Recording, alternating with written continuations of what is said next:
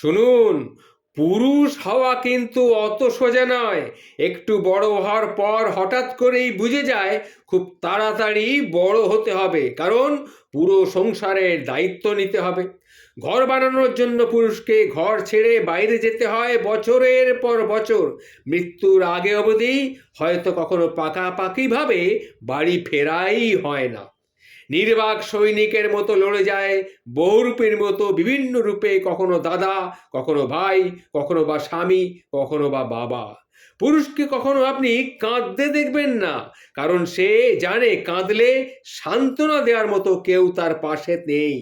বিভিন্ন কারণে যদি স্ত্রীর সাথে ঝগড়াও হয়ে যায়, সে হয়তো চুপ করে থাকে, আবার একবেলা না খেয়ে থাকে, তবু কখনো বাপের বাড়ি বলে তার কিছু নেই বলে বাপের বাড়িতেও অভিমান করে সে যেতে পারে না। যতই ডিগ্রির শিক্ষা তার থাকুক, যতই তার শিক্ষার ডিগ্রি থাকুক, পুরুষের সম্মানটা তার উপার্জন আর মূলধনের ওপরেই কিন্তু নির্ভর করে। পুরুষরা সমাজ, পরিবার, সম্পর্কের ভিত গড়ে তোলে, অথচ তাদের আবেগ, তাদের সংগ্রাম, তাদের স্বাস্থ্যের কথা অনেক সময়ই উপেক্ষা করা হয়ে থাকে।